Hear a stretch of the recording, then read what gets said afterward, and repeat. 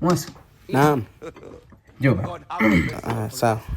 Umeziona hizi? Ndio, nimeziona mama. Jiangalie vizuri nini? Ni sahani. Ni sahani Mwaso. Ndio. Umeziona hapa ndani? Hapana, sijaziona. Hapana, hujaziona, si ndio? Ndio.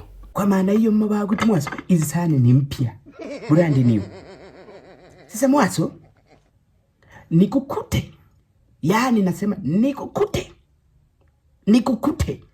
Umepakua tu chakula twako, umeweka kwenye hizi sahani, unakula. Nitakupiga mpaka mashetani yatoke chini ya ardhi mababu wetu. Sawa? Sawa. Hizi sahani nisije kuona unatumia Mwaso. Hizi sahani ni za sikukuu. Kama kuna sikukuu, Krismasi, Pasaka, mwaka mpya, ndo tunawekea mtu nalia. Sebuleni kwenye meza kubwa ile ya kioo. Hizi sahani utakuwa unampakulia chakula babako au na wageni. Na wageni na wenyewe ni maaskofu wale wa pale chini au mchungaji mwaitwa lile. Vinginevyo Mwaso ni wageni kutoka Dar es Salaam mababu wetu.